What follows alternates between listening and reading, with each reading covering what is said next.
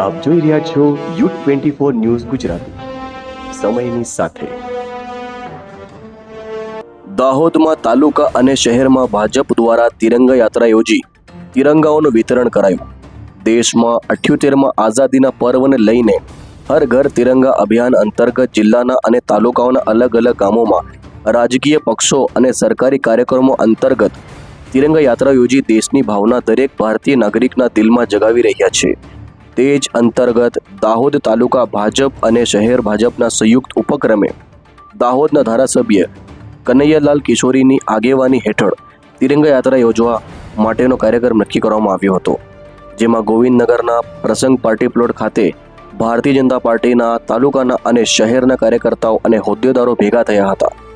ત્યાં એક મીટિંગ યોજવામાં આવી હતી અને મીટિંગ બાદ હર ઘર તિરંગા લગાવવા માટે તિરંગાઓનું વિતરણ પણ કરવામાં આવ્યું હતું અને ત્યારબાદ દાહોદ તાલુકા અને શહેર ભાજપના કાર્યકર્તાઓ અને હોદ્દેદારો તેમજ દાહોદ ધારાસભ્ય કનૈયાલાલ કિશોરીની ઉપસ્થિતિમાં તિરંગા યાત્રા યોજવામાં આવી હતી।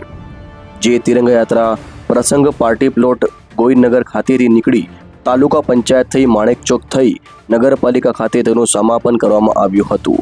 આ યાત્રાનો હેતુ માત્ર ને માત્ર 78માં આઝાદીના પર્વને લઈને નાગરિકોના દિલમાં દેશની ભાવના વધે તે અંતર્ગત તિરંગા યાત્રા યોજવામાં આવી હતી।